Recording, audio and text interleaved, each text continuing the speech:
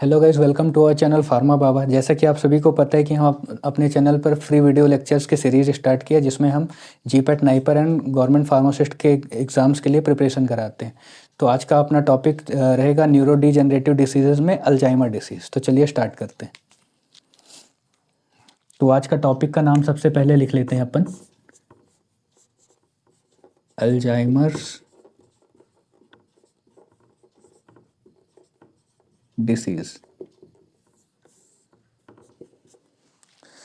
तो देखिए, Alzheimer disease generally इसमें क्या होता है कि जो एक पेशेंट है जिसको भी अल्जाइमर डिसीज़ हुई है तो उसमें उसकी कॉग्निटिव स्किल्स या फिर कॉग्निटिव पावर जो होती है वो चली जाती है। यानी वो पेशेंट जो है जिसको भी अल्जाइमर डिसीज़ है तो वो सोचने समझने की जो पावर है उसको भी लॉस कर देता है और धीरे धीरे सबसे बड़ी जो इसकी सिम्टम्स होती है वो होती है डिमेंशिया। यानी कि वो पर्सन जो होता है वो अपने लाइफ टाइम की सारी मेमोरीज़ को भूल जाता है, इवन कि वो अपने क्लोज रिलेटिव्स या फिर अपनी फैमिली मेम्बर्स को भी पहचानना बंद कर देता है। मतलब वो उनको भी नहीं पहचान पाता है। और इसकी स्टार्टिंग कहीं से होती है, छोटे छोटे सिम्टम्स से। मतलब कि कुछ चीज़ें कहीं रख के भूल जाना, किस काम से कहीं मार्केट गया है वही करना भूल जाना। मतलब काफ़ी लोग रिलेट कर पा रहे होंगे, बट ऐसा नहीं है कि अगर आप ऐसी छोटी छोटी चीज़ें भूल जाते हैं तो आपको अल्जाइमर्स है। But it is just a starting. वैसे भी जनरली ये जो डिसीज़ होती है ये ओल्ड एज पेशेंट्स में होती है, जो कि 70 या फिर 60 to 70 years old, maybe we can say more than 70 years old जो पेशेंट होते हैं उनमें काफ़ी ज़्यादा प्रिमिटिव होती, मतलब काफ़ी ज़्यादा पाई जाती है, प्रिवेलेंट होती है काफ़ी ज़्यादा उनमें, है ना। तो चलिए अल्जाइमर डिसीज़ के बारे में देखते हैं। तो सबसे पहले जैसे मैंने बोला कि 65 to 70 ईयर्स के से ज़्यादा एज के जो पेशेंट होते हैं उनमें ये होती है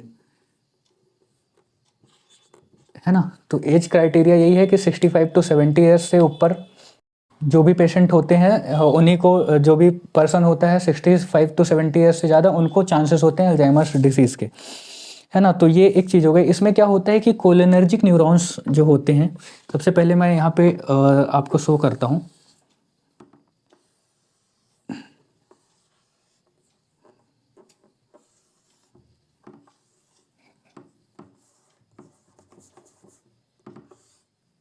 है ना। तो ये एक अपन सिनेप्स बना रहे हैं, है ना। और सिनेप्स का यूज़ जो है थोड़ा आगे चल के मैं एक्सप्लेन करूंगा, बट इससे पहले ये पता होना चाहिए आपको कि देखिए जो अल्जाइमर्स डिसीज़ होती है इसमें सबसे बड़ी प्रॉब्लम क्या होती है। इसमें आप इसको याद रख सकते हैं HSC, हायर सेकेंडरी से, कि hippocampus, spinal cord and cortex, है ना। ये जो एरिया है, इन एरिया के जो भी कोलिनर्जिक न्यूरॉन्स होते हैं, इनके क्या कोलिनर्जिक न्यूरॉन्स,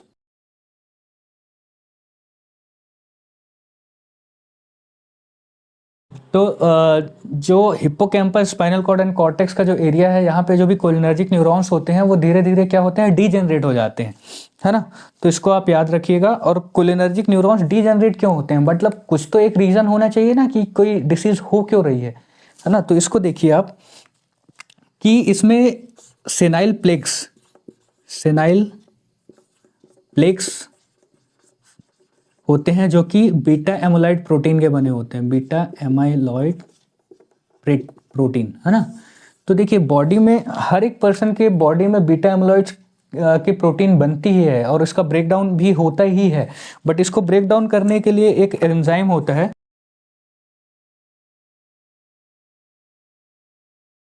एपोलाइपोप्रोटीएज, है ना। तो ये एक एंजाइम होता है या फिर एक प्रोटीन होता है जो इस बीटा एमोलॉइड को, आपको पता है enzymes are proteinous in nature, है ना। तो एपोलाइपोप्रोटीन होता है जो कि इस बीटा एमोलॉइड को डिस्ट्रॉय करता है, डिग्रेड करता है। बट जो पेशेंट होगा जिसके अंदर अल्जाइमर्स डिसीज है उसके अंदर एपो ई जो है, जो सबसे वीकेस्ट वर्जन रहेगा इसका, वो प्रेजेंट रहता है ना। तो ApoE4 बोला जाता है उसे, है ना। तो ApoE4 जो होता है एपोलाइपोप्रोटीन का वीकेस्ट वर्जन होता है, वो प्रेजेंट होता है। तो ये क्या करता है, इसकी वजह से ये बीटा एमोलाइड का जो होते हैं ये डिस्ट्रॉय नहीं हो पाते हैं या डिग्रेडेशन नहीं हो पाता, और ये सेनाइल प्लेक्स बनाते हैं। ये सेनाइल प्लेक्स क्या करते हैं, जो कोलिनर्जिक न्यूरॉन्स होती हैं उनके ऊपर जाके ये अटैच हो जाते हैं, और जो न्यूरॉन को मिलने वाला न्यूट्रिशन है, न्यूरॉन को मिलने वाले न्यूट्रिशन को ब्लॉक कर देते हैं, ब्लॉक्स दी न्यूट्रिशन, ना, blocks the nutrition of this cholinergic neurons, जिसकी वजह से धीरे धीरे ये न्यूरॉन्स जो होते हैं वो डिग्रेड हो जाते हैं। और ये सिर्फ न्यूट्रिशन ही नहीं ब्लॉक करते, न्यूरॉन टू न्यूरॉन जो उनका कनेक्शन होता है, यानी जो एक दूसरे के साथ वो कनेक्शन बिल्ड करके रखते हैं ताकि वो एक दूसरे से कम्युनिकेट कर सके, तो वो कम्युनिकेशन को भी डिस्ट्रॉय करते हैं। तो सिर्फ ये बीटा एमोलाइड प्लेक्स जो है, इनको आपको याद रखना है कि एक रीज़न ये होता है, और दूसरा रीज़न होता है टाउ प्रोटीन। तो टाउ प्रोटीन के, देखिए जो टाउ प्रोटीन होता है ये साइटोस्केलेटन बनाने के लिए इंपॉर्टेंट होता है, और ये जो न्यूरॉन्स होते हैं उनके आसपास न्यूट्रिशन प्रोवाइड करने के लिए रिस्पॉन्सिबल होता है। बट कुछ म्यूटेशंस के कारण ये टाउ प्रोटीन साइटोस्केलेटन में ना बन के आपस में कॉम्प्लेक्स बनाने लगते हैं, जिनको बोलते हैं न्यूरोफिब्रिलरी ट्रैंगल्स, न्यूरोफिब्रिलरी टैंगल्स, है ना। तो न्यूरोफिब्रिलरी टैंगल्स बनाने लगते हैं। ये टैंगल भी जाके न्यूरॉन्स के ऊपर अटैच होते हैं और उनके न्यूट्रिशन एंड कम्युनिकेशन को ब्लॉक करते हैं, जिसकी वजह से जो कोलिनर्जिक न्यूरॉन्स होते हैं वो डिग्रेड हो जाते हैं और बॉडी में एसिटाइल कोलिन की शॉर्टेज होने लगती है ना। तो अपने को अब इस अल्जाइमर डिसीज़ को ट्रीट करने का क्या तरीका होता है, वैसे तो ये ट्रीटेबल डिसीज़ नहीं है, सिर्फ इसे प्रोलॉन्ग किया जा सकता है, क्योंकि एक पेशेंट जो कि ऑलरेडी 70 ईयर्स के एज के आसपास अपने लाइफ का जी चुका है, उसमें इस डिसीज़ को ट्रीट कर पाना काफ़ी डिफ़िकल्ट है। तो देखिए इस वजह से क्या होता है, एसिटाइल कोलिन का शॉर्टेज हो जाता है ब्रेन में। तो अपने को क्या करना है, एसिटाइल कोलिन को अपने को बढ़ाना है, या फिर क्या करना है, एसिटाइल कोलिन का जो डिग्रेडेशन करते हैं, जो एसिटाइल कोलिन एस्ट्रेज होते हैं या फिर ब्यूटाइल कोलिन एस्ट्रेज जो एंजाइम होते हैं, इनको भी क्या करना है, कम करना है, मतलब डिग्रेडेशन को प्रिवेंट करना है इन एंजाइम्स को इनहिबिट करके। तो अपन देखते हैं कि क्या क्या अप्रोचेस अपन फॉलो कर सकते हैं for the treatment of Alzheimer. चलिए, तो अब अपन समझते हैं कि कैसे अपन अल्जाइमर डिसीज़ के ट्रीटमेंट कर सकते हैं। तो देखिए अल्जाइमर डिसीज़ की ट्रीटमेंट के कुछ अप्रोचेस अपन देख लेते हैं। ट्रीटमेंट, डायग्नोसिस के बारे में आपका क्या कहना है, वैसे कि कैसे डायग्नोस किया जा सकता है एक पेशेंट को अल्जाइमर। देखिए सिम्टम्स तो हैं, सिम्टम्स तो चलिए ठीक है, बट एक अगर आप देखेंगे कि 70 ईयर्स ओल्ड ज़्यादा पेशेंट है, तो उनकी तो वैसे भी मेमोरी काफ़ी वीक होने लगती है, चीज़ों को इधर उधर भूलने लगते हैं, है ना। तो बट देखिए क्या होता है, अगर ब्रेन स्कैन्स को देखा जाए तो क्या होते हैं, जो वेंट्रिकल्स होते हैं ब्रेन में, जो कि आपको पता ही है, और जो भी साइज ऑफ ब्रेन है ना, तो वो भी रिड्यूस हो जाता है अल्जाइमर्स में। अगर आप देखेंगे जो ब्रेन स्कैन्स हैं उसमें छोटे साइज का ब्रेन दिखने लगेगा एक पर्सन का जिसको भी अल्जाइमर्स है, उसके वेंट्रिकल्स काफ़ी बड़े बड़े दिखने लगेंगे, जहाँ पे CSF का फॉर्मेशन होता है, वो जो वेंट्रिकल्स होते हैं वो ब्रेन के वेंट्रिकल्स काफ़ी बड़े बड़े दिखने लगेंगे, है ना। तो वो कुछ डायग्नोस्टिक वेज मतलब वो हैं, उसके अलावा मार्कर्स वगैरह हैं, काफ़ी और भी चीज़ें हैं, बट मतलब एक बेसिक आइडिया कि ब्रेन का साइज भी रिड्यूस हो जाता है। फिर ट्रीटमेंट देखते हैं अपन, है ना। तो देखिए ट्रीटमेंट में इसकी जो, तो इनको याद करने की एक टेक्निक है GRD-TVM। मतलब देखिए एक पर्सन है जिसका नाम है GRD का मतलब हो सकता है गणेश राम दुबे भी हो सकता है ना। तो आप एक पर्सन का नाम याद रखिए GRD, जो कि टीवी में दिखाई देता है, या फिर गंगाधर तिलक, या फिर कुछ भी ऐसे याद रख सकते हैं आप टेक्निक बना के, है ना। तो काफ़ी सारे निमोनिक्स आप छोटी छोटी चीज़ों को याद करने के बना सकते हैं ताकि आपको ड्रग्स याद रहें, है ना। तो सबसे पहले अपन देखते हैं कि इसमें कौन कौन सी ड्रग आती है ना। पहली है गैलेंटामिन, दूसरी है रिवास्टिगमिन,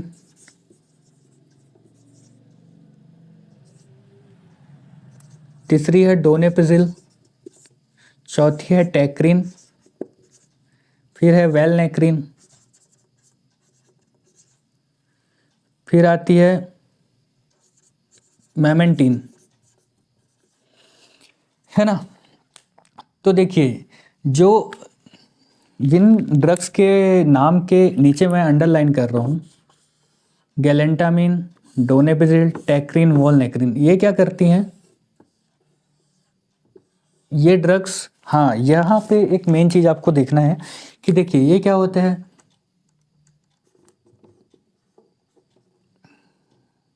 देखिए एसिटाइल कोए प्लस कोलिन, है ना, फिर ये क्या फॉर्म करते हैं, acetylcholine with enzyme choline acetyltransferase, है ना, फिर ये इसका क्या होगा, यहाँ पे एक्सोसाइटोसिस होगा, फिर ये आके अपने रिसेप्टर्स पे बाइंड होंगे, है ना, मस्करेनिक रिसेप्टर पे या फिर निकोटेनिक रिसेप्टर्स पे, है ना।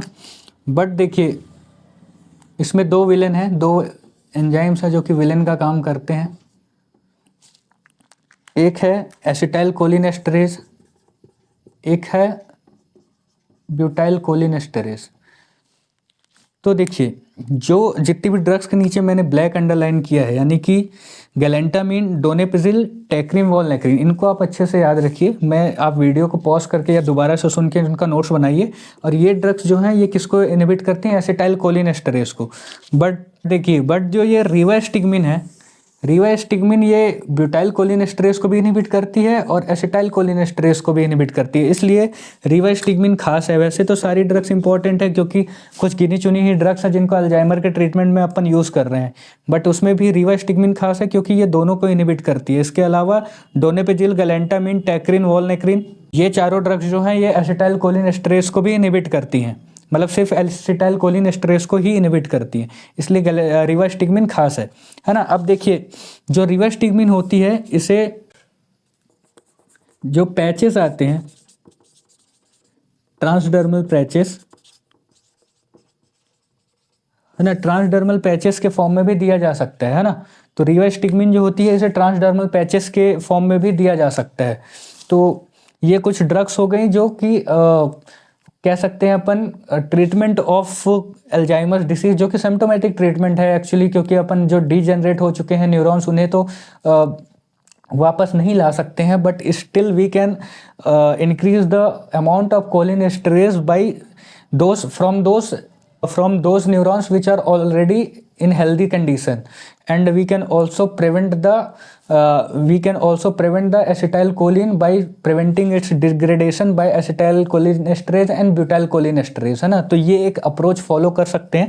इसके अलावा देखिए अपन क्या कर सकते हैं कि कुछ न्यूरोप्रोटेक्टिव या फिर जो आयुर्वेदिक, या फिर अपन ऐसा कह सकते हैं कि फार्माकोग्नोसी में कुछ ऐसी ड्रग्स होती हैं जिनमें जिनकी प्रॉपर्टी होती है कि वो मेमोरी को इन्हेंस करती हैं, वो कुछ न्यूरोप्रोटेक्टिव इफेक्ट भी शो करती हैं, उनको अपन डिस्कस कर लेते हैं, है ना। इसके अलावा देखिए एक अपन न्यूरोप्रोटेक्टिव ड्रग का भी यूज़ करते हैं,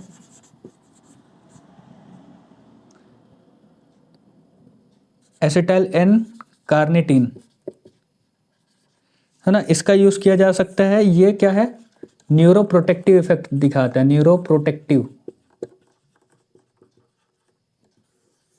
तो देखिए ये न्यूरोप्रोटेक्टिव इफेक्ट शो करता है, और ये बच्चे जो भी न्यूरॉन्स हेल्दी कंडीशन में है उन पे टाउ प्रोटीन और बीटा एमाइलोइड प्लेक्स के द्वारा उनको डिग्रेड होने से बचाता है ना। तो L carnitine, acetyl N carnitine इसलिए इंपॉर्टेंट है, इसे भी आप याद रखिएगा। इसे स्मर्श करके मैं बताता हूँ इसके आगे कौन कौन सी ऐसी फार्माकोलॉजिकल ड्रग्स हो सकती, फार्माकोग्नोसी की ड्रग्स हो सकती हैं, या फिर आयुर्वेदिक या प्लांट ओरिजिन की ड्रग्स हो सकती हैं जिनका अपन यूज़ कर सकते हैं for the treatment of Alzheimer's disease.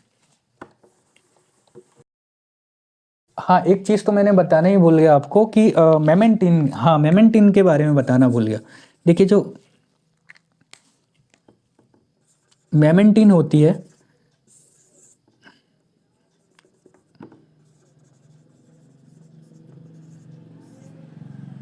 देखिए जो मेमेंटिन होती है इसका इफेक्ट क्या है, तो ये देखिए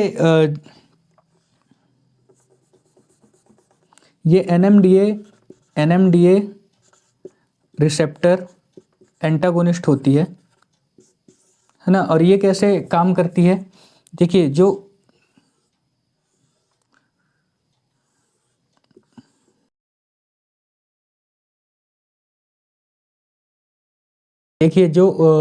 ग्लूटामेट न्यूरॉन्स होते हैं उसमें से जब ग्लूटामेट रिलीज होता है तो ग्लूटामेट क्या करता है, यहाँ रिसेप्टर्स पे बाइंड होने के बाद कैल्शियम के इंटेक को बढ़ा देता है।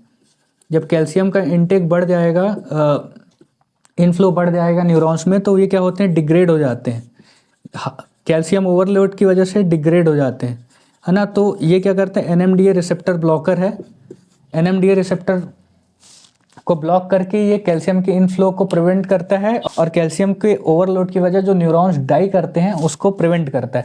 तो इसलिए ये एनएमडीए रिसेप्टर एंटागोनिस्ट होता है मेमेंटीन, और ये इस तरीके से अपने एक्शन को शो करता है। फिर इसके बाद अपन देखते हैं कि फार्माकोग्नोसी की कौन कौन सी ड्रग्स होती हैं। चलिए, तो अब अपन देखते हैं कि कौन कौन से कॉग्निटिव इन्हेंसर्स हैं जिनका अपन यूज़ कर सकते हैं। कॉग्निटिव इन्हेंसर्स जो हैं ज़्यादातर ये प्लांट डेरिवेटिव्स होते हैं या फिर प्लांट ओरिजिन से आते हैं।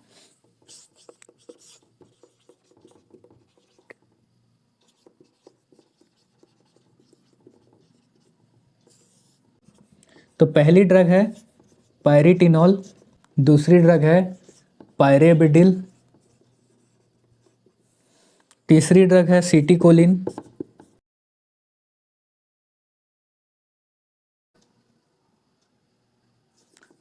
चौथी ड्रग है डाई हाइड्रो